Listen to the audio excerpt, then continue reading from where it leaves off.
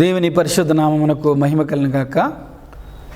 ప్రియమైనటువంటి సహోదరి సహోదరులకు సంఘస్థులకు యేసుక్రీస్తు ప్రభు నామం వందనాలు చెల్లిస్తున్నాం. అందరూ బాగున్నారు కదండి.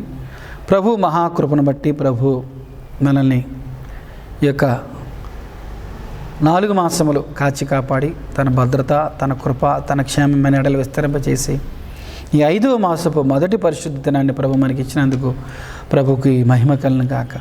ప్రపంచమంతా భయాందోళనతో ఉన్నప్పటికీ కూడా ప్రభు తన మహాకృపతోనే, తన మహాదయతోనే, అందుకనే విలాపవాక్యం 3:22 రాయబడిన రీతిగా యెహోవా కృపగలవాడనంత, ఆయన వాత్సల్యత ఎడతెగక నిలిచినది. ఈరోజు మన మీద దేవుని వాత్సల్యత ఎడతెగక నిలిపి ఉంచాడు కాబట్టి మనం సజీవ లెక్కలో ప్రభుని ఆరాధించగలుగుతున్నాం. కాబట్టి ఈ రోజున ఈ 2వ ఆరాధన మనం ప్రార్థన చేసుకుని మనం ప్రారంభించుకుందాం.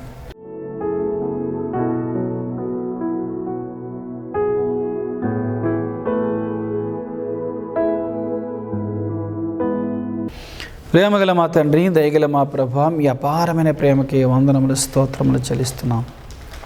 ఎంత గొప్ప దేవుడు నాయన. గత 4 మాసములు మీరు ఎక్కల చోటును మమ్మల్ని భద్రపరిచి భయంకరమైన తెగులుల నుంచి, భయంకరమైన కరువు నుంచి, భయంకరమైన కాటకము నుంచి, ప్రతి విపత్తుల నుంచి మమ్మల్ని తప్పించి సజీవు లెక్కలో ఉంచి ఈ మే మాసపు మొదటి పరిశుద్ధ దినాన్ని మాకు ఇచ్చినందుకు మీకు స్తోత్రములు చెల్లిస్తున్నాం ప్రభా. ఈ ఆరాధన ప్రారంభిస్తుండగా మా తండ్రి మాకు దీవెనకరంగా సిద్ధపరచునా తండ్రి. మా ప్రియులందరం కూడా మా గృహాలని దేవాలయంగా మలుచుకొని ఆరాధనలో మిమ్మల్ని ఆత్మతో సత్యముతో ఆరాధించటకే సంసిద్ధతతో నేను సంధించే భాగ్యము దయచేయండి. పాటల ద్వారా మహిమ పొందండి. ఆరాధన వాక్యం ద్వారా మాతో మాట్లాడండి. ఆత్మతో సత్యముతో ఆరాధించే కృపను అనుగ్రహించండి తండ్రి. మీకు స్తోత్రం. స్తుతి ఆరాధనలో సహాయించండి. వాక్య సమయంలో మీ దాసుల్ని బలపరిచి మాతో మాట్లాడండి. ఈ విలువైన సమయం ఎవరు కూడా పోగొట్టుకోనకుండా నేను సంధించి, నేను స్తుతించి, ఆరాధించి, కనపరిచిన వాక్యంతో సరి చేసుకోవాలని ప్రభు ఆ సహాయం. ఈ కడవరి దినంలో, ఈ చివరి దినాల్లో ఉంటున్నాం. ప్రతి నిమిషం, ప్రతి గడియ సద్వినియోగం చేసుకున్నట్లుగా ప్రతి ఒక్కరిని సిద్ధపరిచి సహాయించండి. ఈ ఆరాధన అంతా మీరు అధ్యక్షత వహించి మహిమ పొంది కృప అనుగ్రహించమని మీకే మహిమ, ఘనత, ప్రభావములు చెల్లించుకుంటూ యేసు ప్రభు దివ్యనామమున ప్రార్థిస్తున్నాము తండ్రి. Amen, amen. ప్రేమైన దేవుని సంగమా, ప్రభుని కీర్తించుట ఎంతో మంచిది. స్వరమండలముతో, సితారాలతో, 10 తంతుల వాయిద్యములతో ప్రభుని ఆరాధించమంటున్నారు. మన క్వైర్ వారు పాడుతూ స్తుతిస్తుంటుండగా సియోను మొదటి గీతములు మన దగ్గర పెట్టుకొని వాళ్ళు పాట నెంబర్ చెబుతారు. చక్కగా మన పాట తెరిచి మన గృహాల్లో మనం కూడా పాడి ప్రభుని స్తుతించి గణపరిచినప్పుడు మన ఇల్లే ఒక దేవాలయముగా ఉంటుంది. ఆనాడు పౌలు శీలలు చెరసాలలో వారి దగ్గర వాయిద్యాలు కూడా ఏమీ లేవు. పాడి ప్రభును స్తుతించారు చెరసాలలో. ప్రభు అక్కడ దిగి వచ్చాడు. ఈరోజు మన గృహాలే ఒక దేవాలయముగా మనసారా ప్రభుని స్తుతించి గణపరిచి పాడి కొనియాడదామా? అందరం కలిసి కొన్ని పాటలు పాడి ప్రభుని స్తుతించి గణపరుద్దాం. సియోను మధుర గీతాల నుంచి పాఠ్య సంఖ్య 511 ఆహా ఏమానందం అన్న పాట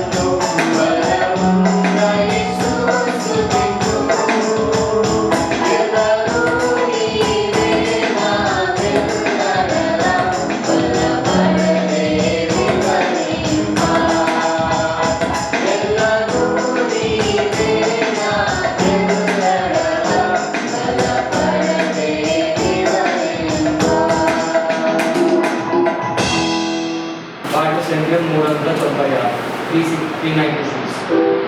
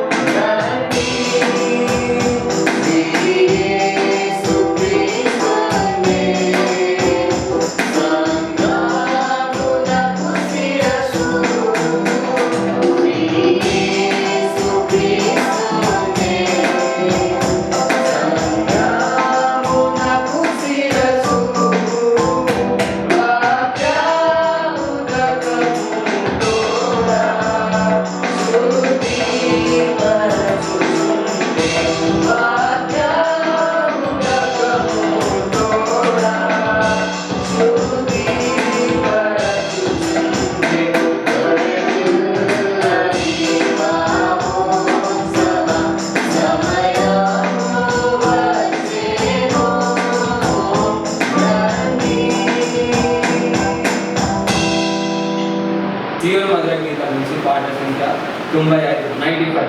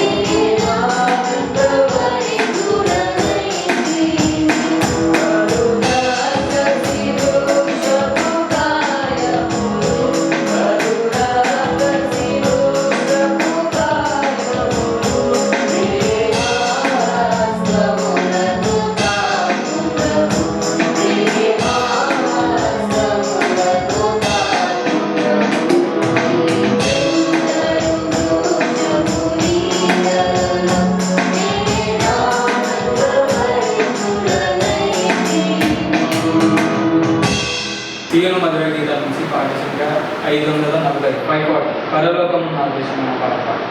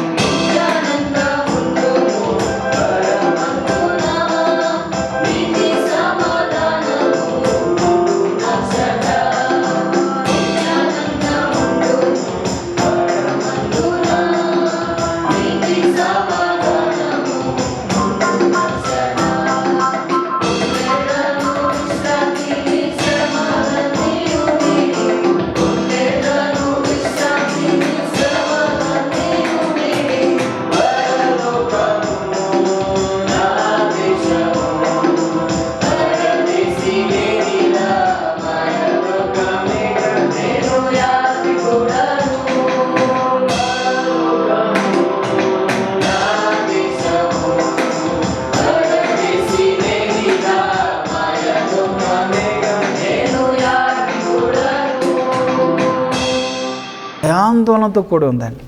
ఈ భయాందోళన కూడిన ప్రపంచంలో ప్రభు సన్నిధిలో గడుపుతున్నటువంటి మనం దేవుని కటాక్షం పొంది సురక్షితంగా ఉన్నాం. అంతమా ఒకవేళ మనం భూమిని విడిచిపెట్టామనుకోండి, నువ్వు రక్షించబడి పాపక్షమాపణ పొంది యేసు రక్తంలో కడగబడితే ఎక్కడుంటాం మనం? పరలోక రాజ్యంలో ఉంటాం.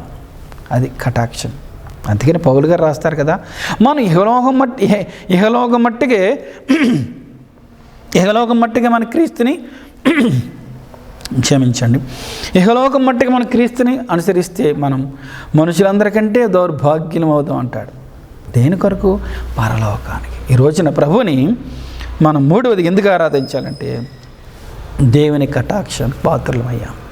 నిన్ను నన్ను కటాక్షించాడంటే కృప, దయ, కటాక్షం ఇవన్నీ కూడా మనం గమనం చేస్తే ఎంత అర్హత లేని వాటికి అర్హత చేకూర్చేదే కృప. అర్హత లేదు మనకి, కటాక్షమునికి అర్హత లేదు మనకి.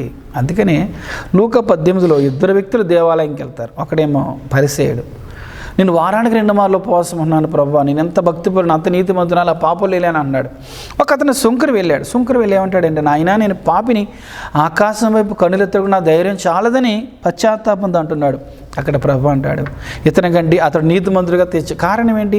అతని పశ్చాత్తాపాడు. ఈ రోజున మనం పశ్చాత్తాపముతో ప్రభు సన్నిధికి వచ్చిన ఆయన నేను పాపి, నన్ను మీ రక్తంతో కడిగి శుద్ధీకరించి నన్ను క్షమించి నీ బిడ్డగా చేసుకోండి అని అన్నాం కాబట్టి ఆయన కటాక్షం మనం పొందాం. ఎంత అద్భుతం! ఈ రోజున మనం ఆయన కటాక్షం పొందాము కాబట్టి ఆయన గాలిని విసురుతున్నాడు, వర్షాన్ని విసురుతున్నాడు, వనరులు ఇస్తున్నాడు, అన్నీ కూడా ఇస్తున్నాడు. ఆ కారణం ఏంటి? కటాక్షించే దేవుడు. ప్రాముఖ్యంగా తన స్వరక్తమిచ్చి కొనుక్కున్న మనల్ని తన కటాక్షంతో నడిపిస్తున్నాడండి. ఈ రోజున ఆయన నీ కటాక్షం నా మీద, నా కుటుంబం మీద చూపించావు. నీ సంఘంలో నీ బిడ్డగా చేసుకున్నావు, నీ రాజ్యంలో వారసులుగా చేసుకున్నావు, నీ ప్రాణం ఇచ్చి నన్ను కొనుక్కున్నావు, నా గొప్ప రక్షణ ఇచ్చావు ప్రభా, దాన్ని బట్టి నీకు స్తోత్రాలని చెప్పి ప్రభువును మనం ఏం చేయాలి? స్తుతించి ఆరాధించి కనపరచవలసిన వారమై ఉన్నాం. తర్వాత అంటున్నాడు నిబంధనను వారితో నిబంధనను స్థిరపరిచేవాడా అంటాడు. నిబంధనను స్థిరపరిచే దేవుడు అండి. ఎంత గొప్పగా నిబంధనను స్థిరపరుస్తాడంటే నిబంధనను స్థిరపరిచే దేవుడు. ఎవరితో నిబంధన స్థిరపరిచాడు? నోహుతో ఒక నిబంధన చేశాడు, అబ్రహాముతో ఒక నిబంధన చేశాడు, దావీదుతో ఒక నిబంధన చేశాడు, మనతో క్రొత్త తన రక్తమిచ్చే అందరితోనేమో తన మాటతో నిబంధన చేస్తే మనతో తన రక్తముతో తన ప్రాణముతో నిబంధన చేశాడంటే తన ప్రాణముతో నిబంధన రక్తం. ఈరోజున అట్టి నిబంధన బట్టి ఈరోజు ఆయన సన్నిధిలో నిలబడ్డాం. నిబంధన. అందుకని యెషయా 50:10 పర్వతంలో తొలగిపోయిన మెట్టలు తత్తరేల నా కృప నిన్ను విడిచిపోదు, సమాధాన విషయమైన నా నిబంధన తొలగిపోదు అని నీ యందు జాలిపడి యెహోవా సెలవిస్తానంటాడు. అంటే సమాధాన విషయమైన నిబంధన మనతో చేశాడు, అది ఎప్పటికీ కూడా తొలగిపోదు అంటున్నాడు. ఎంత అద్భుతం, ఎంత ఆశ్చర్యం! కాబట్టి ఈ 4 మాటలను ఎత్తిపెట్టిన ఆయన నాతో నిబంధన. ఏమి తన రక్తం ఇచ్చే నిబంధన. నువ్వు నా బిడ్డవు, నేను నీకు తండ్రిని, నువ్వు నా సొత్తు అని మనతో అని నిబంధన చేశాడు. నిబంధన ఎప్పటికీ తొలగిపోదు. మనం చేసుకున్న ప్రమాణాలు, నిబంధనలు ఎన్నోసార్లు మిస్ అయిపోతాం, కానీ ప్రభు మాత్రం తన నిబంధన ఎప్పుడు కూడా మర్చిపోయేవాడు కాదండి. కాబట్టి ఆకాశమందున అనగా పరలోకమందున దేవా నీకు స్తోత్రములు నాయన. భయంకరుడైన గొప్ప దేవా నీకు స్తోత్రాలు. కటాక్షించే దేవా నీకు స్తోత్రాలు. నాతో నిబంధన స్థిరపరిచి నేను దేవా నీకు స్తోత్రాలని చెప్పి మాటలు ఎత్తిపెట్టి ప్రభుని ఆరాధించి కనపరుద్దామా? కళ్ళు మూసుకుందాం. అందరం మొక్కలపైకి వచ్చి ప్రభుని ఆరాధన చేద్దాం. పరలోకమందున్న దేవుడు నన్ను రక్షించడానికి నరావతారిగా భూమి మీదకి వచ్చాడు. నన్ను పరలోకానికి మనల్ని చేర్చడానికి భయంకరుడైన దేవుడు సాత్వికుడిగా వచ్చి నీకునే గొప్ప రక్షణ ఇచ్చాడండి. ఎంత గొప్ప కార్యములు చేశాడండి. భయంకరుడైన దేవుడు కటాక్షించి ఈరోజు నేను కటాక్షించబడ్డామమ్మా. ఎంత ప్రేమ, ఆయన ప్రేమ. నిబంధన స్థిరపరిచాడు. అనేకులు మాట తప్పుతారేమో కానీ ప్రభు మాత్రం తప్పు. నిబంధన స్థిరపరిచిన ప్రభుని మనసారా నోరారా ప్రభువాని స్తోత్రాన్ని ఆరాధించేద్దాం. మోకాళ్ళపైకి వచ్చి ప్రభుని ఆరాధించి గణపరిచి కొని ఆడదాం. మహోన్నతుడమైన తండ్రి, మహాత్మ్యం గల దేవా నాయనా మీకే స్తోత్రముల తండ్రి. అందరూ ఆరాధించేయండి తండ్రి. మీకు స్తోత్రములు నాయన. మన గృహాల్లో మోకాళ్ళ పైన ఉంటుంది, మోకాళ్ళ మీద ఉండి ప్రభువా మీకు స్తోత్రములు తండ్రి. ఎంత ప్రేమ నా మీద చూపించావు, ఎంత వాత్సల్యత నా మీద చూపించావు, ఎంత కనికరమును నా మీద చూపించావు తండ్రి. నీకు స్తోత్రములు. పరలోకమందున్న దేవుడు నా కొరకు నాయన, నా కొరకు భూమి మీదకి ఎత్తించావు తండ్రి. ఎంత ప్రేమ, ఎంత వాత్సల్యత నాయన. నీకే స్తోత్రములు తండ్రి. భూమి మీద నన్ను పరలోకానికి చేర్చడానికి ఎంత గొప్ప త్యాగం చేసావు తండ్రి. నీకు స్తోత్రములు నాయన. నీ ప్రేమకే స్తోత్రములు. భయంకరుడైన దేవుడు. నిన్ను చూచట ఎవరి వలనో కాదు నాయన. నిన్ను చూడలేక కిరూబులు శరూపులు కూడా నాయన ముఖం కప్పుకుంటున్నాయి. నేను చూచిన ఏ నరుడు కూడా బ్రతకడంటున్నావు ప్రభు. భయంకరుడైన దేవుడు మమ్మల్ని నీ రాజ్యంలో చేర్చుకోవడానికి సాత్వికుడిగా వచ్చావు, దీన మనసు గలవాడుగా వచ్చావు నాయన.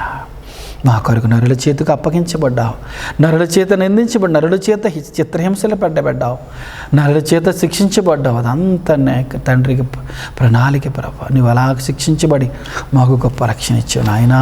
నీకు స్తోత్రం నాయన. కటాక్షించే దేవా నన్ను కటాక్షించావు నాయన. నేను నశించి నరకముకి వెళ్ళటం నీకు ఇష్టం లేక నాయనా నన్ను కటాక్షించి నీ బిడ్డగా, నీ సొత్తుగా, నీ జనాంగంలో నన్ను చేర్చుకున్నావు, నీ రాజ్యపు నివాసులుగా చేసుకున్నావు, నీ జీవగ్రంథంలో నా పేరు లెక్కించుకున్నావు తండ్రి. నాయనా నీకే స్తోత్రములు నా రాజా, నా దేవ. నిబంధన స్థిరపరిచే దేవుడిగా నాకున్నావు. అబ్రహాముతో నిబంధన చేసావు, నోహుతో నిబంధన చేసావు, దావీదుతో నిబంధన చేసావు నాయన. ఈరోజున నాతో నీ రక్తం ఇచ్చి నిబంధన చేసావు. నిబంధన రక్తం అంటూ నేను నిబంధన రక్తముతో నా పాపములన్నీ కడిగివేసి శుద్ధీకరించి నీ బిడ్డగా నన్ను చేసుకున్నావు నాయనా. నీకు స్తోత్రం నాయన, నీకే స్తోత్రం. ఎంత ప్రేమ, ఎంత వాత్సల్యత, ఎంత కనికరం, ఎంత దయా ప్రభువా, మీకే స్తోత్రములు నాయన. బైబిల్ చెప్తున్నారు, మీరు చెప్తున్నారు బైబిల్ నాయన, యెహోవా తమకు దేవుడుగా గల జనులు ధన్యులు అంటున్నావు. మమ్మల్ని నీ బిడ్డలుగా చేసుకుని మీరు మాకు దేవుడిగా ఉండి ధన్యులుగా మమ్మల్ని చేసుకున్నావు. ఎంత గొప్పది, ఇలాంటి ప్రేమ చూపించేవారు ఎవరున్నారు ప్రభువా? మాకే సమస్తాన్ని త్యాగం చేసిన మా తండ్రి. మాలో ఏ మంచి లేదు నాయన, ఏ యోగ్యత లేదు ప్రభువా. నీటి బుడకతో సమానం, ఆవిరితో సమానం, చేదనండి జారిపడే బిందువులతో సమానం, త్రాసు మీద ఉండే ధూళితో సమానం, ఇంతలో కనపడి అంతలో మాయమైపోయే ఆవిరితో సమానం నాయన. ఉదయం పూయబడి సాయంత్రం వాడిపోయి అడ్డి గడి నాయన, ఆ గడ్డి పోసుతో సమానం, అడవి పువ్వుతో సమానం నాయన.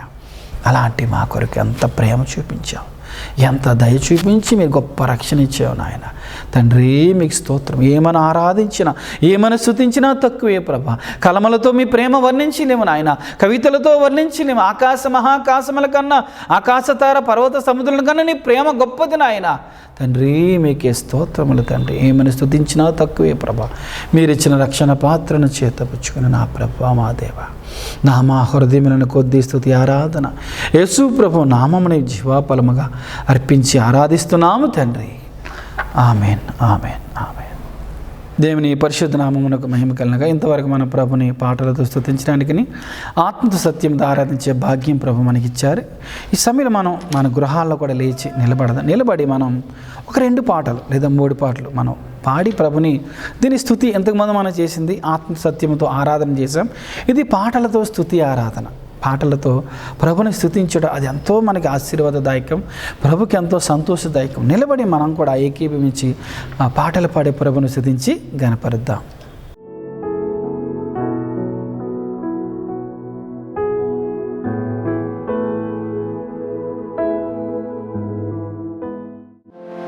సాంగ్ నెంబర్ 97, 97, నీతో సమమెవరు అని పాట.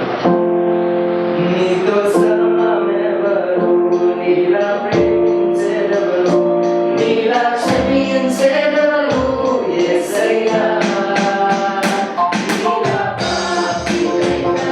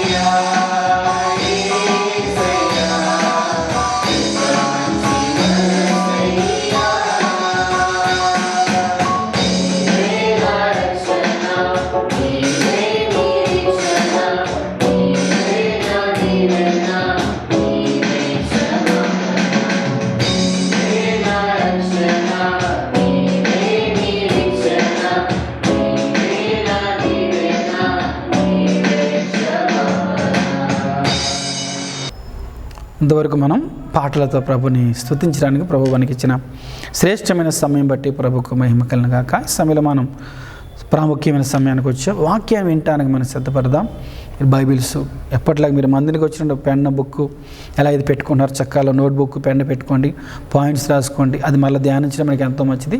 దేవుని వాక్యం విందాం. మన సంఘ కాపరి గారు ఎవరైనా జాన్ పలయ్య గారు మనకి దేవుని వాక్యం అందిస్తారు. శ్రద్ధకి విందాం. క్రీస్తునామున చేరిన మీకందరికీ పరిశుద్ధుడు, పవిత్రుడు, పరమందు యమందు సర్వాధికారం కలిగిన యేసునామమున శుభములు. ప్రత్యేకంగా ఈ మే మాసపు మొదటి పరిశుద్ధ దినంలో ప్రభు మనల్ని సజీవ లెక్కలో చేర్చి ఆయనను ఆత్మతో సత్యంతో స్తుతించడానికి ప్రభు ఇచ్చిన సమయాన్ని బట్టి ప్రభుకు వందనాలు చెల్లిస్తూ ఉంటున్నాం. తప్పకుండా మరి మీరు ఆరాధన వాక్యం లేదా ఆరాధన వాక్యం ముందర చక్కగా ఒక 4 పాటలు మరి మీరు విని ఉంటారని, పాలు పొంది ఉంటారని నేను తలస్తూ ఉంటున్నాను. పాటలు కూడా పాడి ఉంటారని తలస్తూ ఉంటున్నాను.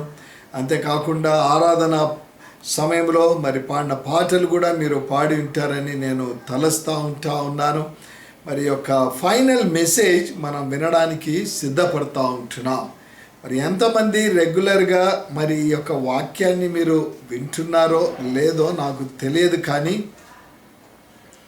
బయటి వాళ్ళు, ఇంకా చెప్పాలంటే ఇతర దేశంలో ఉండే వాళ్ళు చక్కగా వారు వింటూ ఉన్నారు. మరి మనం మన సంఘం యొక్క వాక్యాన్ని తప్పకుండా వినవలసిన వారంగా ఉంటా ఉన్నాం. ఈ మధ్య ఇద్దరిని నేను పలకరిస్తూ వచ్చాను. ప్రతిదినం కొన్ని కుటుంబాలను పలకరిస్తున్నాను, ప్రార్థన చేస్తూ ఉన్నాను. వారిని అడిగాను, ఎలా వాక్యం వింటున్నారా, ఏ సర్వీస్ వింటూ ఉన్నారు? మొదటి సర్వీస్ పాస్టర్ గారు చాలా మంచిది, మొదటి సర్వీస్ విన్నారు. అడిగాను, మరి మొదటి సర్వీస్లో చాలా పాటలన్నీ విన్నామన్నారు. మరి వాక్యం కూడా విన్నామని చెప్పారు. మరి ఎవరు మరి మొదటి ఆరాధనలో ఫైనల్ మెసేజ్ ఎవరు చెప్పింది అని ఏదో అనుమానంగా అడిగాను. అదే పాస్టర్ గారు, ఆ మెసేజ్ నేను వినలేదు, పాటలు విన్నాను, మెసేజ్ వినలేదు. అలాగే ఇంకో సహోదరుని అడిగాను, ఆ టైంలోనే నేను మెసేజ్ వినలేదు. అందుకే 3 ఆరాధనలు పెట్టాం కదా. మొదటి ఆరాధన ఒకవేళ మీరు మిస్ అయిపోతే, 2వ ఆరాధన మీరు మిస్ అయిపోతే 3వ ఆరాధనలో మీరు పాలు పొందవచ్చు అని. ఉదయకాలం మొదటి ఆరాధనలో చక్కని వాక్యం భరత్ గారు వారు వాక్యం అందించారు. మరి 3వ ఆరాధనలో మెయిన్ మెసేజ్ సోదరుడు అనురోధ్ గారు వారు వాక్యం అందిస్తారు. మరి వర్షిప్ మెసేజ్ ఉదయకాలం సోదరుడు మరి రూబేన్ గారు, పాస్టర్ రూబేన్ గారు అందించారు. 2వ ఆరాధనలో పాస్టర్ డేవిడ్ గారు అందించారు.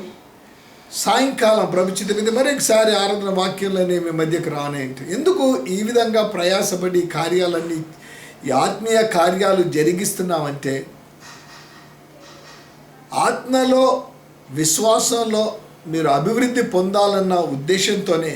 ఇంతకుముందు కూడా చెప్పాను, ఈ కార్యాలు జరిగాయంటే కొన్ని గంటలు మేము రికార్డింగ్ చేయాలంటే అట్లీస్ట్ ఒక 2 అవర్స్ పైన, 3 అవర్స్ పైన అవుతూ ఉంటుంది.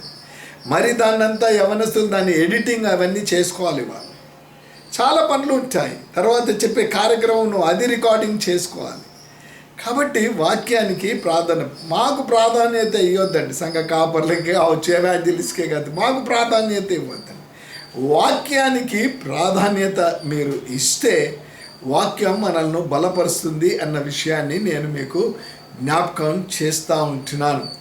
మరి వాక్యం వినకముందు సామాన్యంగా 2వ ఆరాధనలో ఒక పాట కూడా మనం పాడుతూ ఉంటాం కదా.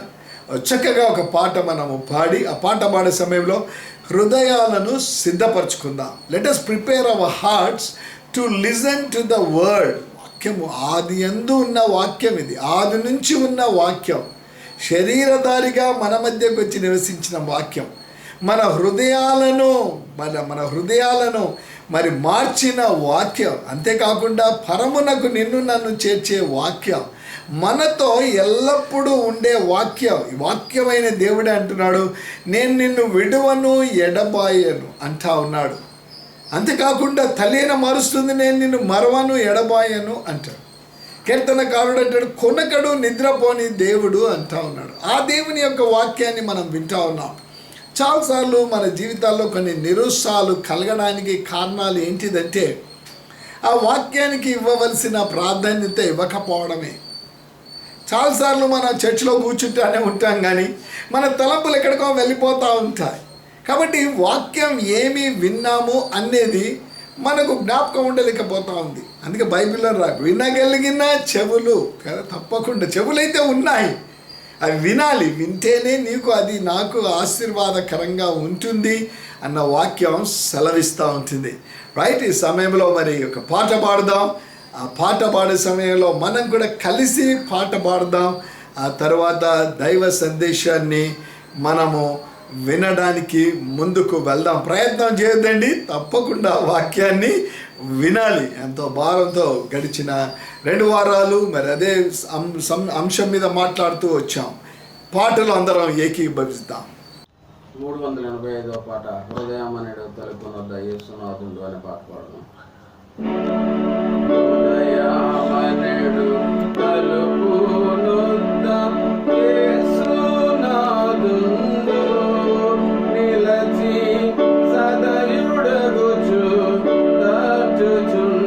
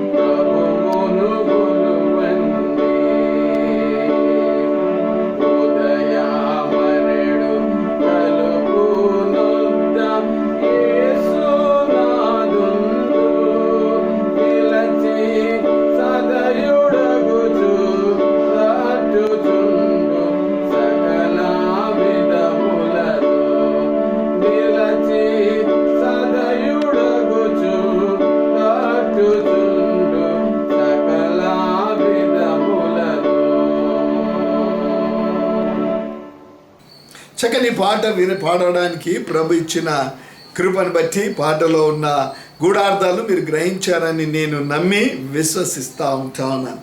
సమయంలో మరి మన భాగము ఇది తప్పకుండా ఆ యొక్క భాగాన్ని సమస్యకు మధ్యలో నిలిచే దేవుడే, God who stands between our problems and at the same time between us కదా. మనకు వస్తున్న సమస్యలకు మధ్యలో నిలిచి ఆ సమస్యను మనకు తొలగించగలిగిన శక్తిమంతుడు అన్న వాక్యాన్ని గడిచిన 2 వారాల నుంచి ఆ వాక్యాన్ని మనం చూస్తూ వచ్చాం.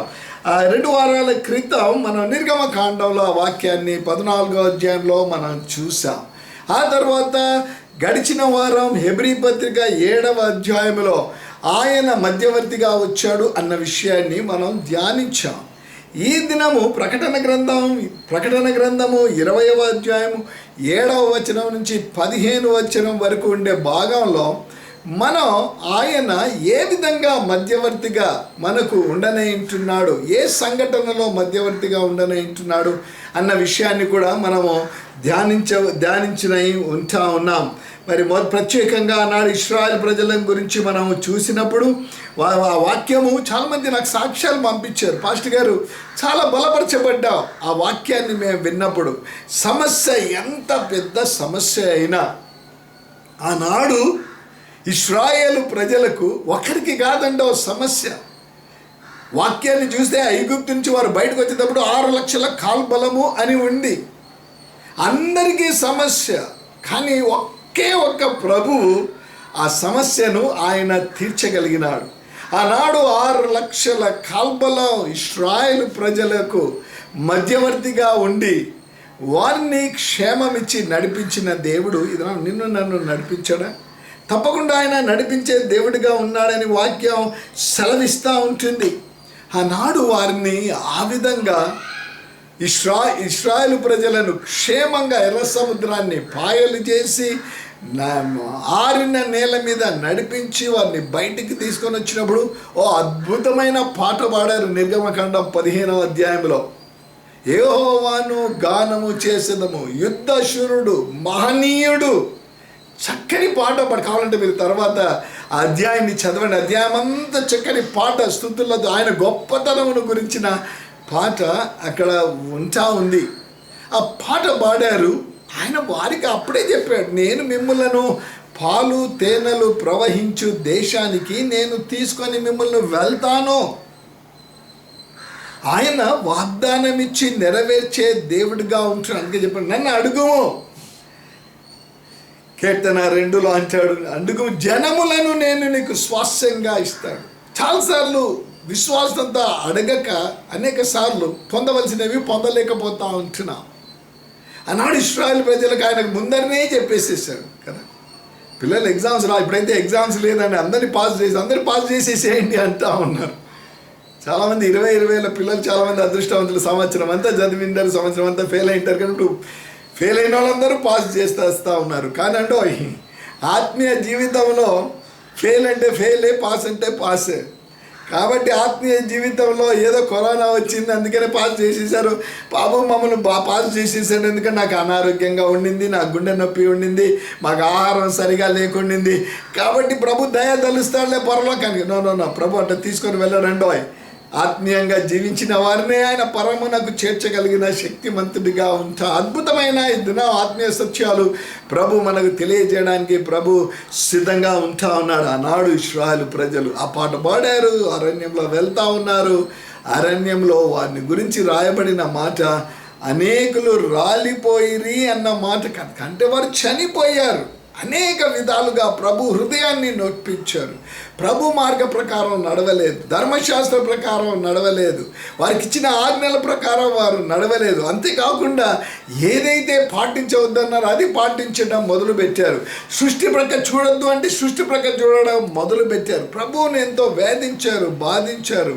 కానీ ప్రభు మటుకు వారిని విడిచిపెట్టలేదండి. వారు వెనువెంటనే ప్రభు ఉండినట్టు ఆఖరికెంత 2 కనాను పరమక వారు ఆ యొక్క పాలు తేనెలు ప్రవహించు దేశంలోనికి వారు. గడిచిన వారం మన వాక్యాన్ని చూస్తూ హెబ్రీ పత్రిక 7వ అధ్యాయం 18వ వచనం నుంచి 28వ వచనం వరకు మనం చూసే సమయంలో ధర్మశాస్త్రం దేనిని సంపూర్ణ సిద్ధి చేయలేదు కనుక ఆయననే దిగి వచ్చి నరవతారిగా ఈ లోకానికి వచ్చి తగ్గించుకొని శిలువ మరణము నొందునంతగా తగ్గించుకొని ఆ యొక్క నిబంధనకు ఆయన పూటకాపై ఆయన ఎటువంటి గొప్ప దేవుడు అన్న విషయాన్ని గడిచిన వారం నేను జ్ఞాపకం చేశాను. ఎంత గొప్ప దేవుడు అన్న విషయాన్ని నేను మీకు జ్ఞాపకం చేశాను. అందుకే తిమోతికి పత్రిక రాస్తూ అపోస్తలుడైన పౌలు అంటాడు, శ్రీమంతుడు సమీపింపరాని తేజస్సులో ఉన్న దేవుడు అంటాడు. అటువంటి మహామహుడు పాపులను రక్షించడానికి ఈ లోకానికి వచ్చి నీ కొరకు నా కొరకు ఆకాశానికి భూమికి మధ్యలో వ్రేలాడి 3 శీలల మీద 6 గంటలు వ్రేలాడి అప్పటికే శరీరాన్ని అంతా రక్తం కారుతూ ఉంది, గాయాలైపోయాయి. శరీరం నుంచి వచ్చే రక్తం ద్వారా మన పాపాలను ఆయన శుద్ధి చేశాడు.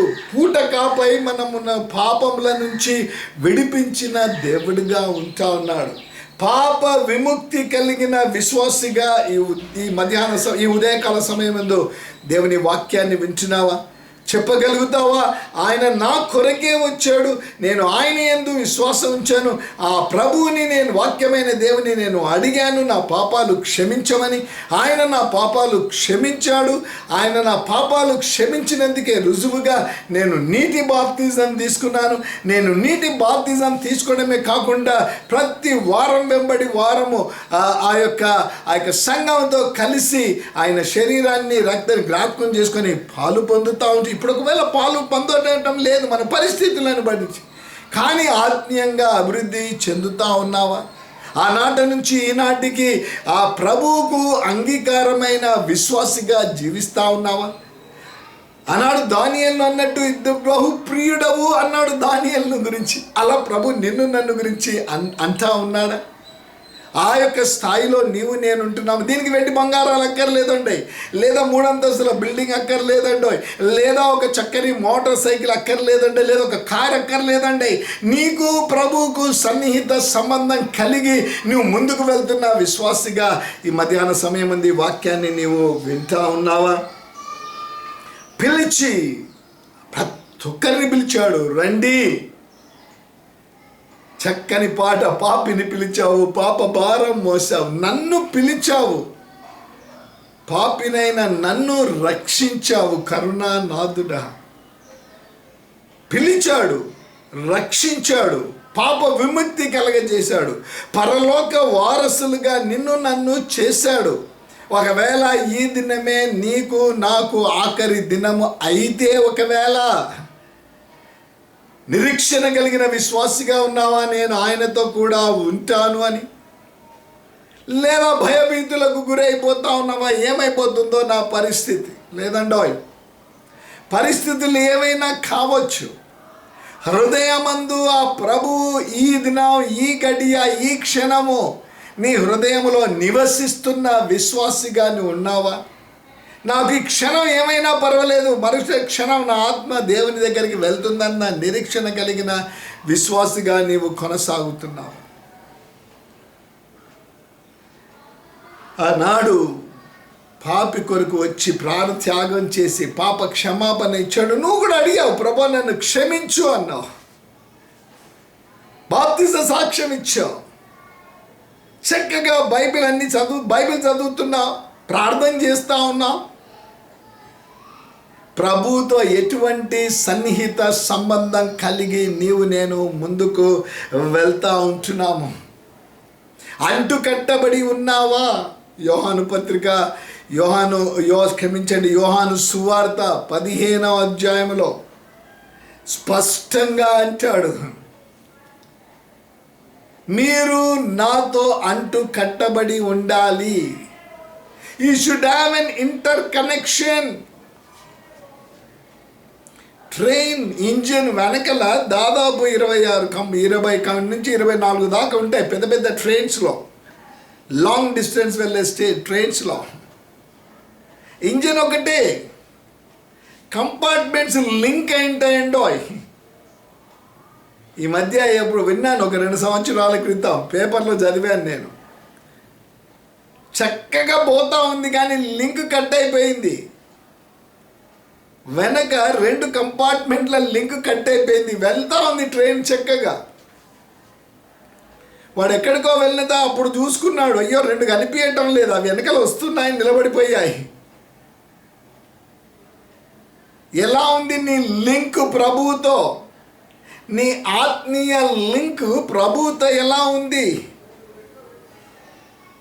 విడిచిపెట్టిన శరీర క్రియలు మరి ఒకసారి ఏవైనా ప్రవేశించాయా? ఏవైనా నిన్ను ఆకర్షించడం మొదలు పెట్టాయా? లేదా నీవు ఒకవేళ ఆకర్షింపబడ్డావా?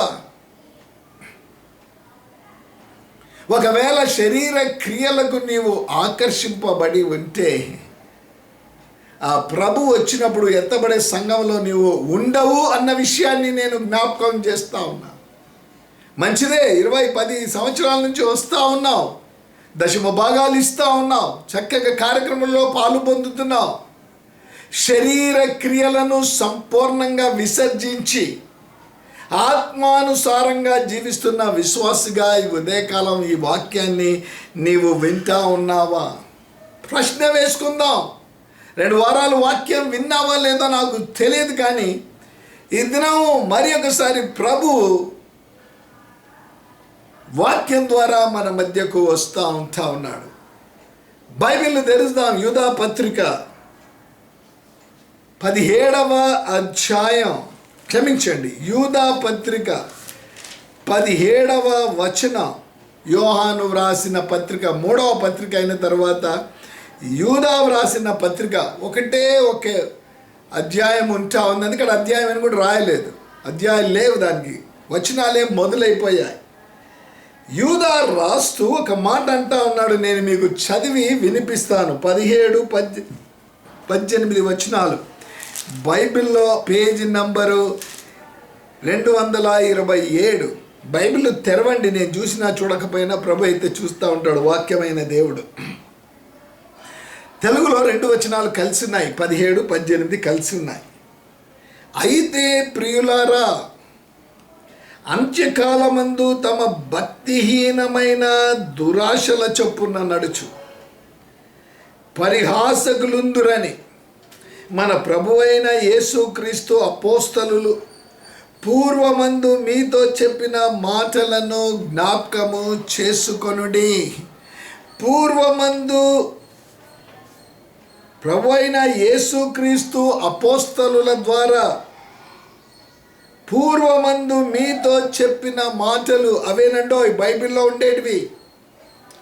2000 సంవత్సరాల క్రితం రాయబడినవి. కొత్త నిబంధనలో, పాత నిబంధనలు అందుకంటే ఇంకా ఎక్కువ, 2-3 వేల ముందు సంవత్సరాలు ఇంకా ఎక్కువ కూడా అంతకుముందర రాయబడిన విషయాలు. కానీ యూదా భక్తుడంతా ఉన్నాడు, ప్రియులారా, అంత్యకాలమందు తమ భక్తిహీనమైన దురాశల చొప్పున నడుచు, తమ భక్తిహీనమైన దురాశల చొప్పున నడుచు పరిహాసకులుందరని ఆల్రెడీ లిఖితము చేయబడింది. అంత్య దినములలో ఉంటున్నాం. చాలా విషయాలు మనకు ఈ మధ్య వార్తల్లో వస్తూ ఉన్నాయి. ఎన్నడూ కని విని ఎరగని విషయాలు జరుగుతున్నాయి. 1918లో మనం ఎవరం పుట్టలేదు, మరి ఎవరైనా ఉన్నారేమో నాకైతే తెలియదు. ఆనాడు జరిగిన సంఘటనను వారు చూశారు. ప్రత్యక్షంగా ఈ దినం ప్రపంచాన్ని వణికిస్తున్న ఈ యొక్క వైరస్ను గురించి నీవు వినడమే కాకుండా ప్రాక్టికల్గా మనం చూస్తున్నాం జరుగుతున్న సంఘటనలు. వాక్యం అంటా ఉంది, అంత్యకాలమందు తమ భక్తిహీనమైన దురాశల చొప్పున నడుచు పరిహాసకులను గురించి లిఖితం చేయబడింది. దాని గురించి జ్ఞాపకం చేసుకోమంటున్నాడు. Remember those things, be careful అని ప్రభు అంటా పరిశుద్ధాత్మ దేవుడు ఇది సుటిగా నీతో మాట్లాడుతూ ఉన్నాడు. ఒకవేళ బాప్టిజం యేసు ప్రభు సొంత రక్షకుని అంగీకరించావేమో, బాప్తి సాక్ష్యం ఇచ్చావు, సంఘానికి రెగ్యులర్గా వస్తూ ఉన్నాము, ఏదైనా శరీర క్రియ నీలో ఉంటే అది నిన్ను ప్రభు నుంచి దూరం చేసేస్తుంది. ప్రభువుకు హృదయానుసారుడైన దావీదు జీవితంలో అదే జరిగింది. ప్రియ దేవుని సంగమా, సాతాను ఏ విధంగానైనా నిన్ను మోసగించే ప్రయత్నాలు వాడు చేస్తాడు.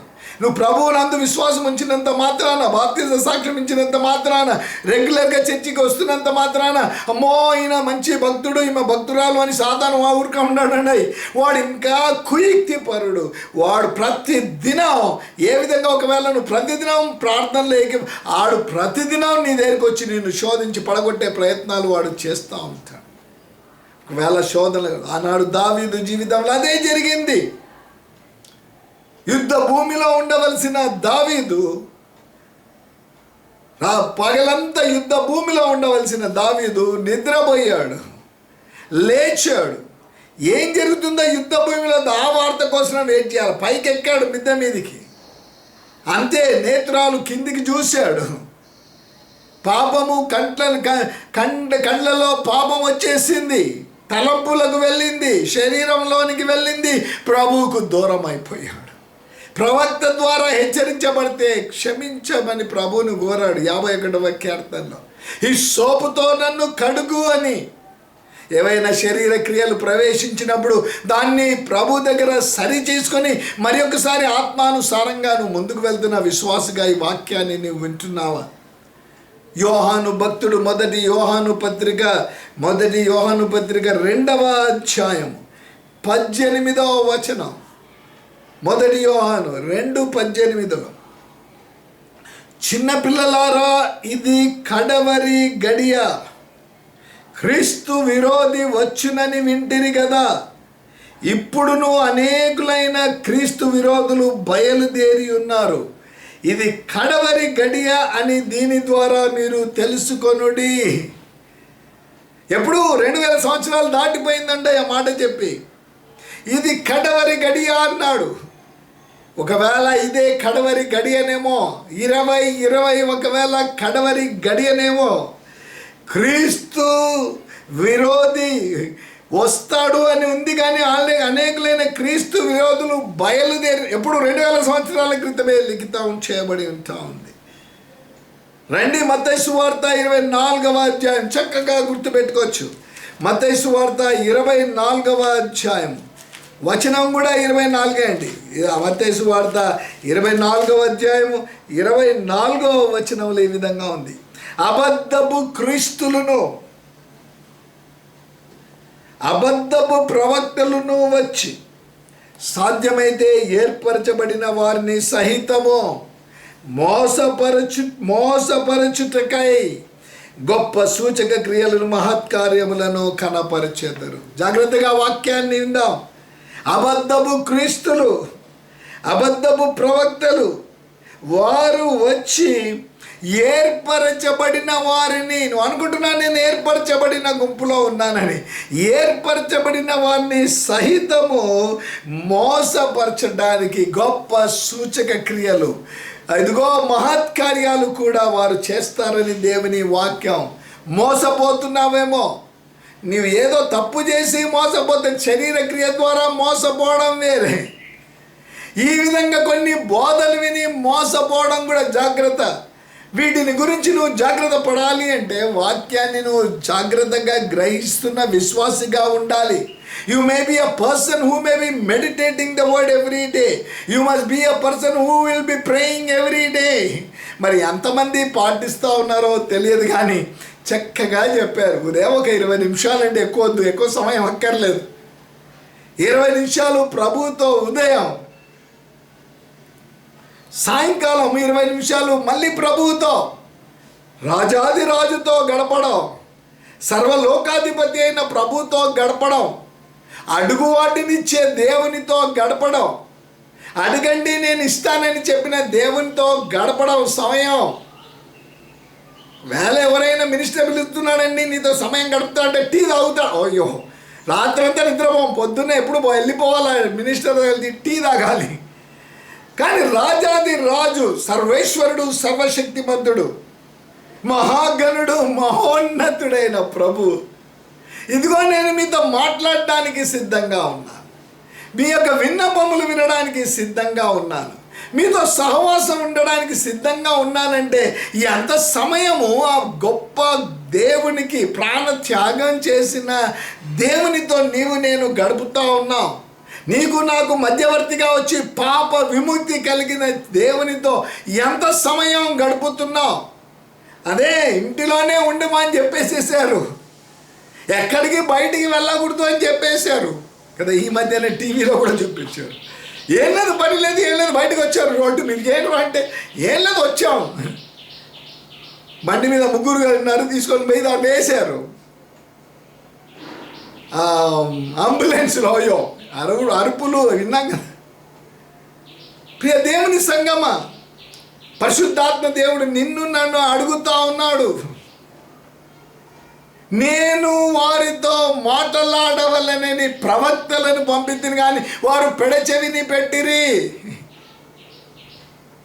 అందుకే ఈ యొక్క అబద్ధ ప్రవక్తలు, వీళ్ళు వచ్చి అబద్ధ క్రీస్తులు వచ్చి వారు చెప్పే మాటలు చాలా తీపిగా ఉంటాయి. అయ్యో నిజమే కదా, ఇదిగో ఈ విధంగా చేస్తే స్వస్థత కలుగుతుందంట కదా, టీవీ మీద చేయి పెడితే స్వస్థత కలుగుతూ ఉంది, ఇంకా ఏదో చేస్తే స్వస్థత కలుగుతా ఉంది. అయ్యో ఇదంతా వీళ్ళ జాగ్రత్త, నేను ఎవరిని విమర్శించటం లేదు. విశ్వాస సహితమైన ప్రార్థన రోగికి స్వస్థత కలుగుతుందని యాకోబు భక్తుడు అంటా ఉన్నాడు. ప్రియ దేవుని సంగమా, ఆఖరి గడియ జాగ్రత్త పడుతూ ఉన్నావా? వీళ్ళు వస్తారు, చాలా జాగ్రత్త. అదే మత్తయి సువార్త 24వ అధ్యాయం 29వ వచనం నుంచి 31వ వచనం వరకు రండి, బైబిల్లో ఆ విషయాలు మనం చూద్దాం. 29వ వచనం, ఆ దినముల శ్రమ ముగిసిన వెంటనే చీకటి సూర్యుని కమ్మును, చంద్రుడు కాంతినీయడు, ఆకాశము నుండి నక్షత్రములు రాలును, ఆకాశమందలి శక్తులు కదిలింపబడును. అప్పుడు మనుష్య కుమారుని సూచన ఆకాశమందు కనబడును. అప్పుడు మనుష్య కుమారుడు ప్రభావంతో మహామహిమతో ఆకాశ మేఘరుడై వచ్చుట చూచి భూమి మీద సకల గోత్రముల వారు రొమ్ము కొట్టుకొందురు. అప్పుడు ముందుకు అయ్యో అయ్యో అయ్యో అయ్యో ఇంటి లాభం లేదంటే ఇప్పుడు జాగ్రత్త పడమంటున్నాడు ప్రభు. ప్రియ దేవుని సంగమా, నువ్వు జాగ్రత్త. చూడండి 31వ వచనం, మరియు ఆయన గొప్ప బూరతో తన దూతలను పంపును, వారు ఆకాశము యొక్క ఈ చివరి నుండి ఆ చివరి వరకు నలుదిక్కల నుండి ఆయన ఏర్పరచుకున్న వారిని పోగు చేతురు. ఆయన ఏర్పరచుకొనిన వారిని పోగు చేతురు. అది ఎప్పుడు వస్తుందో తెలియదు, అది ఆఖరి గడియ ఎప్పుడో తెలియదు.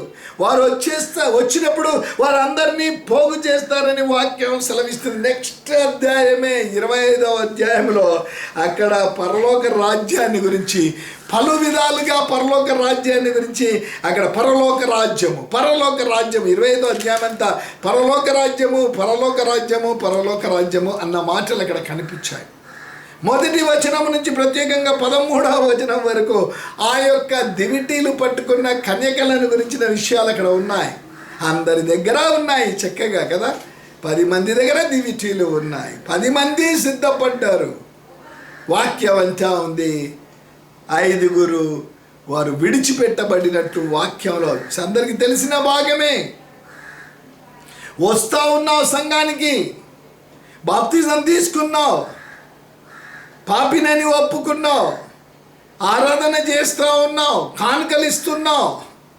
కానీ ఎక్కడన్నా కొరత, ఆనాడు 5 మందిలో కొరత అంతే. వారు సిద్ధపడలేదండో, కావలసినంత నూనె వారు అంతే చేసింది వారు అంతే.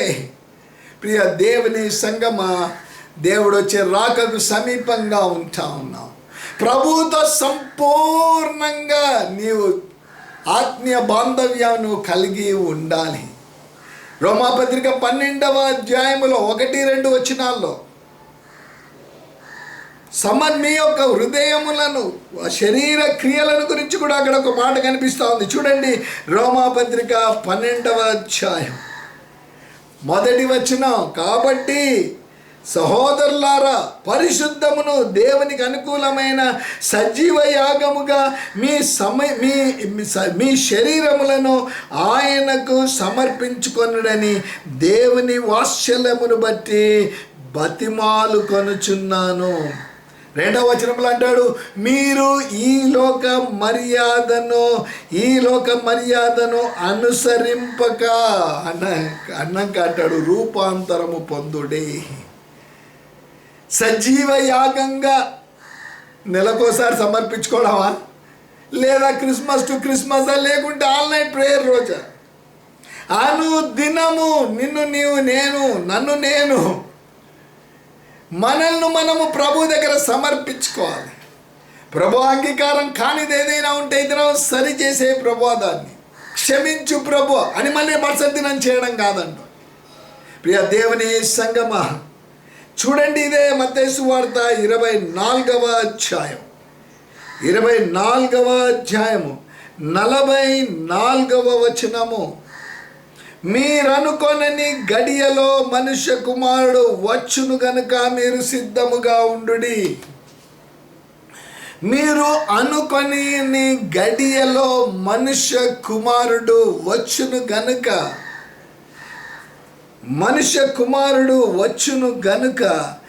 మీరును సిద్ధముగా ఉండి. ఎప్పుడు వస్తాడో తెలియదండో.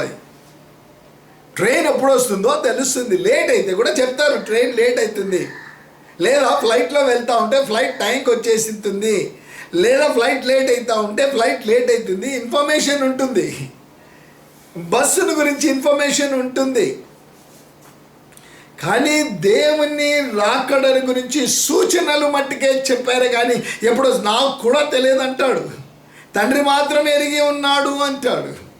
ప్రియ దేవుని సంగమా, అన్నిటి సమయం నీకు తెలుసు. మార్నింగ్ బ్రేక్ఫాస్ట్ ఎప్పుడు చేస్తావు, ఆలస్యమైనా చేస్తావు. మధ్యాహ్నం ఆలస్యం తింటావు, రాత్రి అన్ని టైంకు చేస్తావు.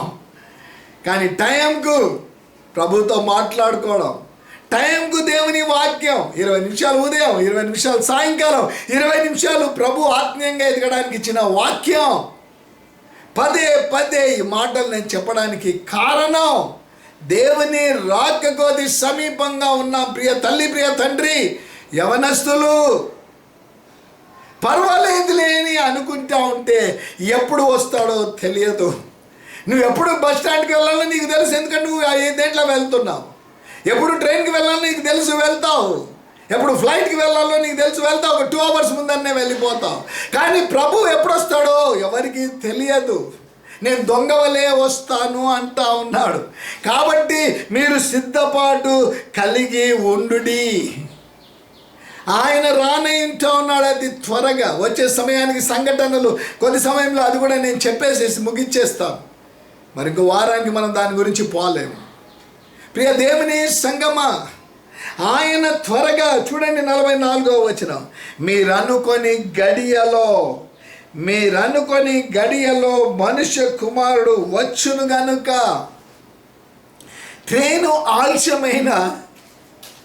ట్రైన్ వస్తూ ఉంటే అనౌన్స్మెంట్ జరుగుతుంది. ఇదిగో పలానా ట్రైను, హైదరాబాద్ నుంచి విజయవాడకు వెళ్ళే ట్రైను, లేదా పలానా ఎక్స్ప్రెస్, దొరంతో ఎక్స్ప్రెస్ హైదరాబాద్ నుంచి ముంబైకి పోయే ట్రైను ప్లాట్ఫామ్ నంబర్ 5 మీదకి వస్తుంది. అనౌన్స్మెంట్ ఉంటుంది. కాబట్టి నువ్వు 5 మీద లేకపోతే 5వ ప్లాట్ఫామ్కి వెళ్ళిపోతావు నీ ప్రయాణం జరిగించడానికి. పరమునకు ప్రయాణానికి వెళ్ళాలి అంటే అనుదినమును సిద్ధంగానే ఉండాలి. కారణం, ఆయన ఎప్పుడు వస్తాడో తెలియదు. ప్రభువే వాక్య ప్రకారము హెచ్చరిస్తూ ఉన్నాడు, మీరు సిద్ధపడి ఉండుడి, మీరు సిద్ధముగా ఉండుడి. కదా, ఎవరైనా వచ్చి మేము పలానా టైంకి వస్తామండి, మనం వెళ్ళాలి పలానా టైం కంటే, వారు వచ్చే టైంకి సిద్ధంగా ఉంటాం. ప్రియ దేవుని సంగమా, ప్రభు అంటున్నాడు డెఫినెట్గా వస్తాను. ఆర్భాటముతో బూర శబ్దంతో వస్తాడని అపోస్తలుడైన పౌలు అంటాడు తెస్సలోనిక సంఘానికి చెప్తూ. ఆయనే చెప్పాడు నేను వస్తాను, సిద్ధంగా ఉండండి అని కూడా చెప్పాడు. సిద్ధంగా లేకపోతే, శరీర క్రియలు ఏవైనా నీలో నాలో ఉంటే విడిచిపెట్టబడతామని వాక్యం సెలవు. కానీ సిద్ధంగా ఉంటే ప్రభు దగ్గరికి వెళ్తాం. ఆఖరి గడియ ఏ గడియలో ఉన్నా ఆయన రానియండి, ఏ సమయంలో అయినా రానియండి. ఆయన వచ్చినప్పుడు నువ్వు సిద్ధంగా ఉంటే నువ్వు ఎత్తబడే సంఘంలో, పెండ్లి కుమార్తె సంఘంలో నువ్వు ఉంటావని దేవుని వాక్యం సెలవిస్తూ ఉంటుంది. కాబట్టి ఆయన ఆ దినం కూడా ఆయన నీకు మధ్యవర్తిగా ఉండాలి అంటే 5 ప్రాముఖ్యమైన విషయాలు నీ జీవితంలో అవి జరుగుతూ ఉండాలి. జరిగి ఉండాలి కాదండో, జరుగుతూ ఉండాలి. త్వరగా ఆ విషయాలు నేను మీకు చెప్పేస్తాను. మొదటి విషయము, 5 ప్రాముఖ్యమైన విషయాలు కావాలంటే 5 వేలు చక్కగా గుర్తుపెట్టుకోండి. మొదటి విషయం, ఆత్మదేవుడు నీలో ఉండాలి. ఆత్మదేవుడు నీ హృదయములో ఉండాలి. యోహాను సువార్త 14, నేనే మార్గము సత్యము జీవము, నా ద్వారానే తప్ప ఎవడునూ తండ్రి యొద్దకు రాలేడు అని ఆయనే చెప్పాడు. కాబట్టి ఆయన నీ హృదయములో మార్గాన్ని, సత్యము జీవము నేనే అని చెప్పిన దేవుడు నీ హృదయములో నివసిస్తూ ఉన్నాడా? ఆత్మదేవుడు నీలో ఉండాలని దేవుని వాక్యం సెలవిస్తూ ఉంటా ఉంది. ఆత్మదేవుడు నీలో ఉంటేనే ఆత్మదేవునితో నీవు సంబంధం కలిగి ఉంటావని కూడా దేవుని వాక్యం సెలవిస్తూ ఉంటుంది. మొదటి యోహాను పత్రిక 1వ అధ్యాయం 9వ వచనంలో జాగ్రత్తగా మీరు చదవండి. ఆయన రక్తముతో ప్రతి పాపాన్ని శుద్ధి చేసుకున్న విశ్వాసిగా నీవు ఈ గడియలో, ఈ దినం నువ్వు ఉండాలి. లేకపోతే నువ్వు క్రైస్తవుడు అని చెప్పుకోవడం వ్యర్థమైపోతుంది. నేను బాప్తిజం తీసుకున్నాను చెప్పడం వ్యర్థమైపోతుంది. నా దగ్గర మంచి బైబిల్ ఉంది, కాస్ట్లీ బైబిల్ చెప్పడం వ్యర్థమైపోతుంది. తల్లి తండ్రి, ఎందుకో ప్రభు ఈ దినం సూటిగా ఈ వాక్యాన్ని నీ దగ్గరికి నా దగ్గరికి తీసుకొని వస్తూ ఉంటాం. మొదటి విషయం, ఆత్మదేవుడు నీలో ఉండాలి అంటే ఆత్మదేవుని నీవు ఆహ్వానించిన విశ్వాసిగా ఉండాలి. ఆత్మదేవుడు నీలో నివసిస్తూ ఉండాలని దేవుని వాక్యం సెలవిస్తాం. రెండవ విషయం, సమయం అయిపోతుంది. ఆత్మ ద్వారా నీవు నేను నడిపించబడాలి. తెరవండి బైబిల్, రోమాపత్రిక 8వ అధ్యాయం. కొన్ని వచనాలు తప్పకుండా మనము చూడాలి. రోమాపత్రిక 8వ అధ్యాయం 14వ వచనం, దేవుని ఆత్మ చేత ఎందరూ నడిపింపబడుదురో. జాగ్రత్తగా వాక్యాన్ని చూడండి, పేజీ నెంబర్ 138. దేవుని ఆత్మ చేత ఎందరూ నడిపింపబడుదురో వారందరూ దేవుని కుమారులై ఉందురు. మొదటిదేమో ఆత్మదేవుడు నీలో ఉండాలి. నీవు ఆయనను పిలిచిన వ్యక్తిగా ఉండాలి. నువ్వు ఆయనను పిలిచిన విశ్వాసిగా ఉండాలి. ఇదిగో హృదయ ద్వారం దగ్గర నిలబడి తట్టుచున్నాను అంటాడు ప్రకటన గ్రంథములో. ఎవడైతే నా స్వరము విని తలుపు తెరుచునో, హృదయాన్ని తెరుచునో, నేను వస్తాను, అతనితో కలిసి నేను భోజనం చేస్తాను. నా సింహాసనం మీద ఎవరైతే ఆయనను ఆహ్వానించారో, ఎవరైతే ఆత్మదేవుని కలిగి ఉన్నారు. రెండవ విషయాన్ని, ఆత్మ ద్వారా నడిపించబడాలి. 14వ వచనంలో స్పష్టంగా ఉంటుంది, ఎందరూ ఆత్మ ద్వారా నడిపించబడుతున్నావా? అనేకసార్లు అంటాడు. ఏమండి, కొన్నిసార్లు ప్రార్థన చేస్తూ ఉంటే ప్రార్థన ప్రభు దగ్గరికి వెళ్ళిందా లేదా అని అనుమానాలు కలుగుతాయంట. ఎందుకు? ఆత్మ నడిపింపు లేదు. నేను విమర్శించటం లేదు, కానీ ఆత్మ ద్వారా నడిపించబడుతున్న విశ్వాసిగా ఉన్నావు. నడిపించబడాలి అంటే వాక్యము కదా చదవాలి, వాక్యాన్ని గ్రహించాలి. వాక్య ప్రకారము నీవు నేను ముందుకు వెళ్ళాలి. ఆనాడు శిష్యులకు ఆయనే చెప్పాడు, మీరు కనిపెట్టుకొని ఉండుడి. మీరు ఎప్పుడైతే కనిపెట్టుకొని ఉంటాడో పరిశుద్ధాత్మ వచ్చి అనేక విషయాలు మీకు బోధించును. నడిపించబడుతున్నావా ఆత్మ ద్వారా? 9వ వచనంలో అంటాడు, 8వ అధ్యాయం 9వ వచనం రోమాపత్రిక, దేవుని ఆత్మ మీలో నివసించి ఉన్న ఎడల మీరు ఆత్మ స్వభావం గలవారే కానీ శరీర స్వభావం గలవారు కారు. ఎవడైనాను క్రీస్తు ఆత్మ లేనివాడైతే వాడు ఆయన వాడు కాడు. జాగ్రత్త.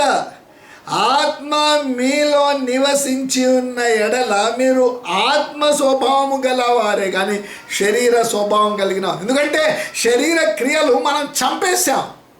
బాప్తిజం తీసుకున్నప్పుడు వాటన్నిటిని విడిచిపెట్టేశాం, సమాధి చేశాం. ఆఖరి శ్వాస వరకు ప్రభువుతో కలిసి జీవిస్తానని చెప్తానే ఉన్నా. అలాగే ఉన్నామా ఈ దినం?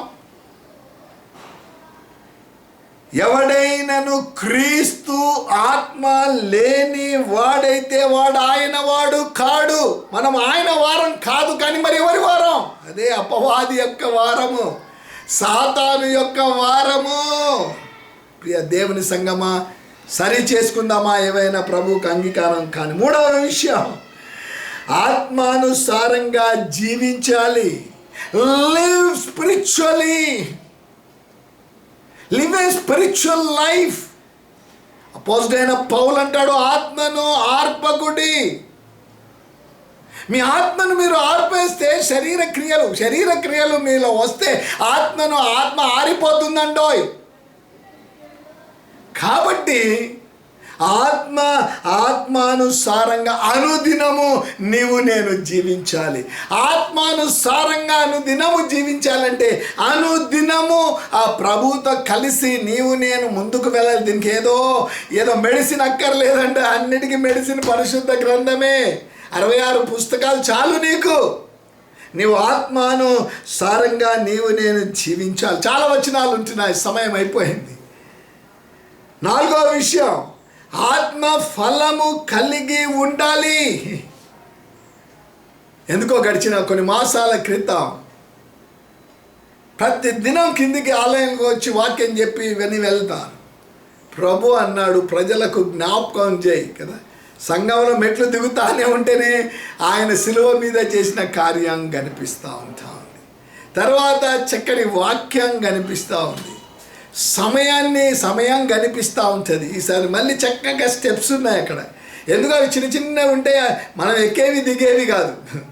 అవి ఎందుకు అట్లా వచ్చాయి, ఎందుకు కట్టారు, ఎప్పుడు కట్టారు, ఆ బిల్డింగ్ కట్టినప్పుడు ఎందుకు కట్టారో తెలియదు. అవి ఎంచుతా చక్కగా ఉన్నాయి. ఆత్మ ఫలములో ఉంటున్నవన్నీ ప్రేమ, సంతోషం, సమాధానం, దీర్ఘశాంతం, దయాలతో, మంచితనం, ఇవి రాయబడ్డాయి అక్కడ. అవి మనలో ఉంటున్నాయా? ఫలిస్తున్నామా? ఆత్మ ఫలము కలిగి ఫలిస్తున్నామా? చెట్టు ఉంటే లాభం లేదండోయ్. చెట్టుకు ఆకులు ఉంటాయి, అన్నీ ఉంటాయి, పెద్దగా కనిపిస్తూ ఉంది. ఫలములు ఫలించకుండా అది వ్యర్థమైపోతుంది. అది ఉండి కూడా లాభం లేదు. నువ్వు కూడా బాగానే ఉన్నావు, చూడ్డానికి బాగానే ఉన్నావు, కానీ ఆత్మ ఫలం నీలో లేకపోతే వ్యర్థమైపోతామని దేవుని వాక్యం సెలవిస్తా. అందుకే గలతీ పత్రిక 5వ అధ్యాయము 22వ వచనములో ఆ మాట అంటా ఉన్నాడు, ఫలిస్తామండి. ఆత్మీయంగా ఫలిస్తున్నావా? ఎవరు నువ్వు ఏ విధంగా బట్టలు కట్టుకున్నావు, ఏ ఇంట్లో ఉంటే ఎవరు చూడరండో. నీవు ఆత్మీయంగా ఫలిస్తున్నావా? ప్రభు అది చూస్తాడు. ఈ లోకంలో సరైన బట్టలు ఒకవేళ నీకు వేసుకోవాల్సిన మంచి బట్టలు లేవేమో, మంచి గృహం లేవేమో, మంచి సోఫాలు లేవేమో, ఈ మంచివి ఇక్కడ ఉండవలసి ఏవో ఉన్నాయి నీ దగ్గర. కానీ ప్రభువు నువ్వు ఆత్మానుసారంగా నీవు ఉన్నందుకు, ఆత్మ ఫలము నీవు కలిగి ఉన్నందుకు ఆత్మదేవుడు నీ గృహాన్ని, నా తండ్రి ఇంట అనేక నివాసములు కలవు అంటాడు. అద్భుతమై, దే ఆర్ మ్యాన్షన్స్ అని ఇంగ్లీష్లో ఉంటా ఉంది. నీ కొరకు నా కొరకే కదా ఆత్మదేవుడు వాటిని అనేకంగా ఉన్నాయి, కానీ ప్రవేశించు వారు కొద్దివారని కూడా వాక్యం అంటుంది. నీ గృహం అక్కడ ఉంది అన్న నిశ్చయత కలిగిన విశ్వాసిగా ఉన్నావా? తప్పకుండా గృహంలో నువ్వు వెళ్తావన్న నిశ్చయత నువ్వు కలిగిన. అనేక సార్లు నేను ఆ యొక్క మన దగ్గర చనిపోయింది ఆ సంతోషమ్మ, ఆ గుడి, ఆమె 12 సంవత్సరాలు ఆమె ఆ నేత్రాలు ఆమె గుడిది అయిపోయింది. కొన్ని ఏదో మెడిసిన్స్ను బట్టి చిన్న గృహంలో ఉండింది, కానీ అందరికీ చెప్తుంది, నా పెద్ద గృహము పరలోకంలో ప్రభు నా కొరకు నా నివాసాన్ని ఉందా? నివాసం నీది, నీ పేరు ఉందా? గొర్రెపిల్ల జీవ గ్రంథంలో నీ పేరు లిఖితం చేయబడిందని నువ్వు విశ్వాసం కలిగి ఉన్నావా? 4 ప్రాముఖ్యమైన విషయం, ఆత్మదేవుడి నీలో ఉండాలి, ఆత్మ ద్వారా నడిపించబడాలి, ఆత్మానుసారంగా జీవించాలి, ఆత్మ ఫలము కలిగి ఉండాలి. ఆఖరిగా ఆత్మ దేవునికి నీ ఆత్మను అప్పగించడానికి సిద్ధంగా ఉండాలి. ప్రకటన గ్రంథం 12వ అధ్యాయం 7వ వచనంలో అంటాడు, మన్నైనది మంటికి చేరును, ఆత్మ దాన్ని దయచేసిన దేవుని దగ్గరికి వెళ్తుంది. ఉందా నిరీక్షణ? వెళ్తుంది నా ఆత్మ దేవుని దగ్గరికి. My spirit will definitely go to God అనే నిరీక్షణ కలిగిన విశ్వాసగా ఉంటే ప్రభువుకు మహిమ కలుగునుగా. కానీ నీ దగ్గర ఏం లేకపోయినా పర్వాలేదు, నీ ఆత్మ దేవుని దగ్గరికి వెళ్ళాలి. ఆఖరిగా అధ్యాయంలోనే అంటాడు ప్రసంగి 12లో, ప్రతి దానిని బట్టి ప్రభువు నిన్ను నన్ను తీర్పులోనికి తీసుకొని వచ్చును అని వాక్యం సెలవిస్తా ఉంది. ఆయన నిన్ను నన్ను తీర్పులోనికి తీసుకొని వస్తాడు. ఆ తీర్పు దినమున ఒకవేళ ఆత్మ ఫలము నీలో లేకపోతే, ఆత్మానుసారంగా నువ్వు ఏదైనా కానీ 5 కావచ్చు, ఇంకెన్నో కావచ్చు, ఏ ఒక్కటి కొదువ ఉన్నా లాభం లేకుండా అయిపోతుందండి. ప్రియ దేవుని సంగమా, ఆనాడు ప్రభు మధ్యవర్తిగా, ఇశ్రాయేలు ప్రజలకు మధ్యవర్తిగా వచ్చాడు. పాపము నుంచి నిన్ను నన్ను విడిపించడానికి ఆయన మధ్యవర్తిగా వచ్చాడు. ఆఖరిగా ఫైనల్గా ఆయన మరి ఒకసారి మధ్యవర్తిగా రానయింటా ఉన్నాడు. చూడండి ప్రకటన గ్రంథం 20వ అధ్యాయం. ప్రకటన గ్రంథం 20వ అధ్యాయం 1వ వచనం 2వ వచనం, మరియు పెద్ద సంకెళ్లను చేత పట్టుకొని అగాధము యొక్క తాళపు చెవిగల యొక్క దేవదూత పరలోకము నుండి దిగి వచ్చుట చూచితిని. అతడు ఆది సర్పమును అనగా అపవాదియు సాతానును అను ఘట సర్పమును పట్టుకొని 1000 సంవత్సరములు వానిని బంధించి అగాధములో పడవేసి, 1000 సంవత్సరములు గడిచి వరకు ఇక జనములను మోసపరుచుకుంటున్నట్లు అగాధమును మూసి దానిని ముద్ర వేసెను. అటు పిమ్మట వాడు కొంచెము కాలము విడిపించబడవలెను.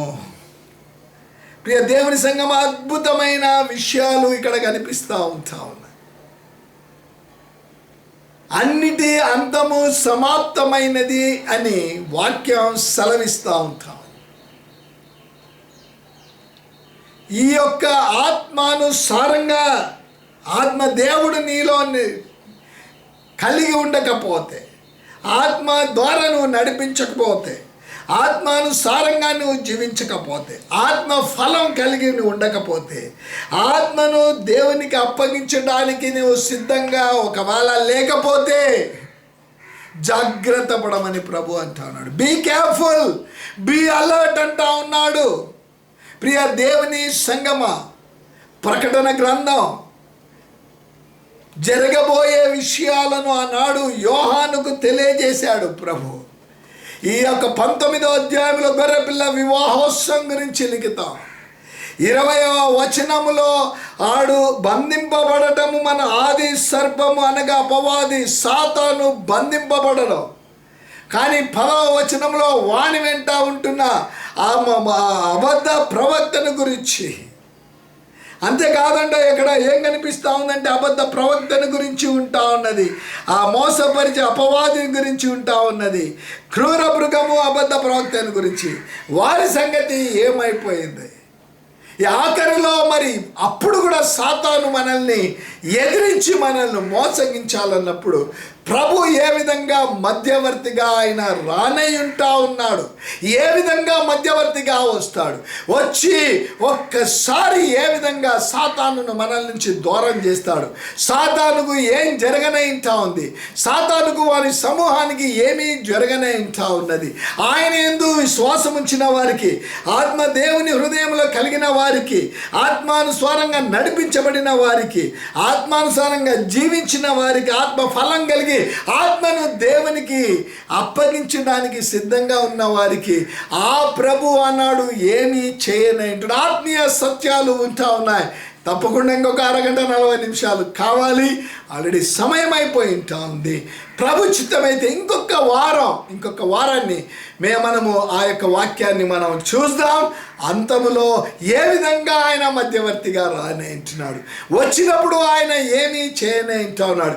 కాబట్టి తప్పకుండా మీరేం చెయ్యాలి అంటే 19వ అధ్యాయం, 20వ అధ్యాయం, 21వ అధ్యాయం, 22వ అధ్యాయం కదా. మే మాసంలో ఒకవేళ 4 వారాలు ఉన్నాయి, 5 వారాలు నాకు తెలియదు, కానీ ఈ వారంతో మొదలు పెట్టుకోండి. 4 అధ్యాయాలు 18, 20, 21, 22 4 అధ్యాయాలు చదవండి. వచ్చి ఆదివారం సజీవ లెక్కలో ఉంటే వచ్చి ఆఖరిగా ప్రభు మధ్యవర్తిగా వచ్చి ఏమి చేయనంటా ఉన్నాడు, ఏమి ఇవ్వనంటా ఉన్నాడు, ఏమి నేను పొందనంటున్నామో ఆ విషయాలు వచ్చి ఆదివారం మనం ధ్యానించుకుందాం. కళ్ళు మూసుకుందాం, ప్రార్థన చేసుకుందాం.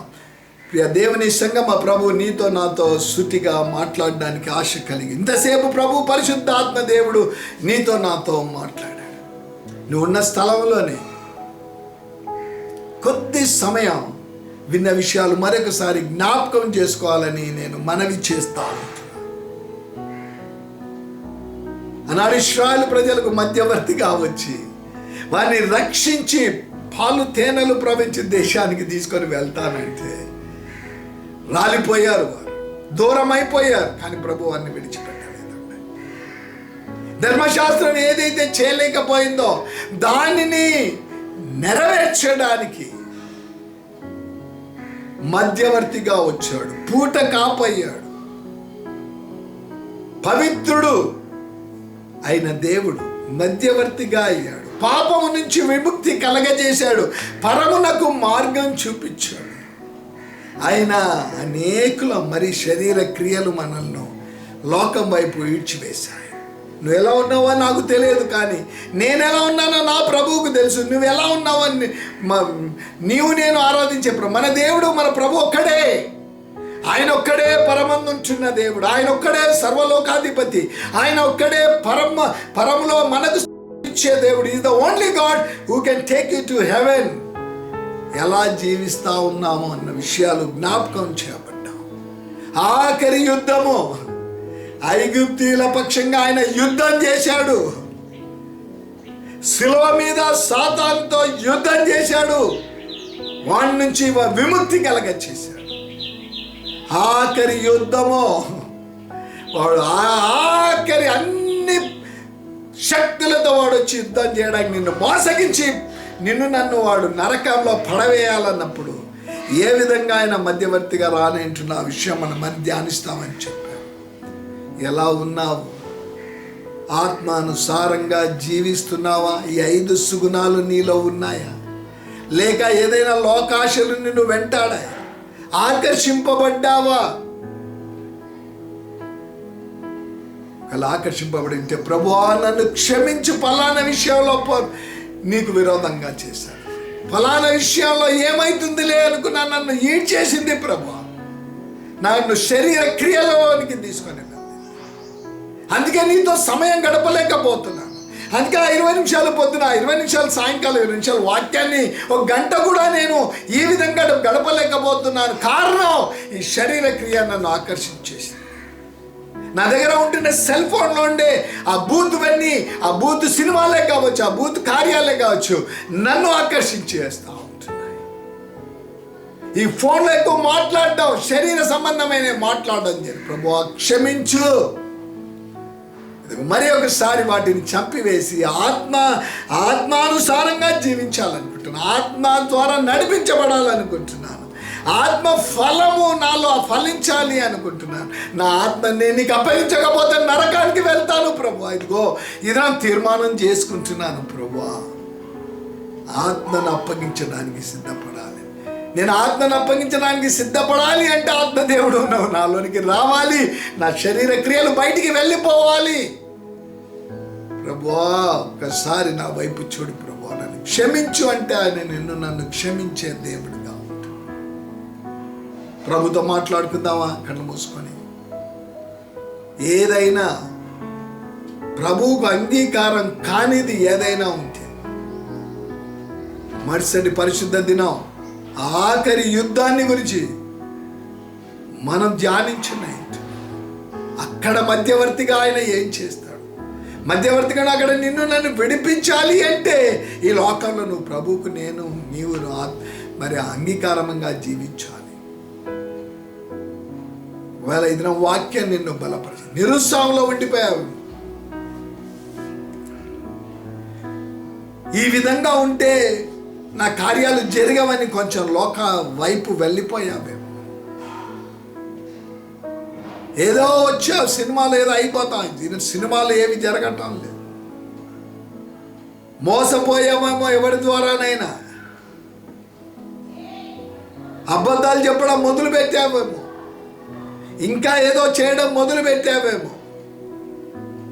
ఆఖరికి నీ శరీరం, యవనస్తులు శరీరం పాడైపోయిందేమో. అయినా ప్రభు అంటా ఉన్నాడు, నేను క్షమించగలిగిన దేవుడు. ఆనాడు నీ కొరకే కదా ప్రాణం పెట్టింది. నువ్వు ఈ శరీర క్రియ కలిగి పర్వాలేదులే అనుకుంటే నా దగ్గరికి రాలేవు. ఆ దినం నేను మళ్ళీ యుద్ధం చేస్తాను, వాడి నుంచి విడిపిస్తాను. కానీ నీలో శరీర క్రియలు ఉంటే నాతో పరలోకంలో నువ్వు చేరవు. ఎందుకు ఈ దినమే సరి చేసుకోకూడదని ప్రభు నన్ను అడిగే సమయంలో వాటిని సరి చేసుకుందామా? ప్రభుతో మాట్లాడుకుందాం. 1-2 నిమిషాలు ప్రభుతో మాట్లాడుకొని మన బలహీనతలు ప్రభు దగ్గర సరి చేసుకొని ఆత్మను అప్పగించడానికి సిద్ధపడదాం.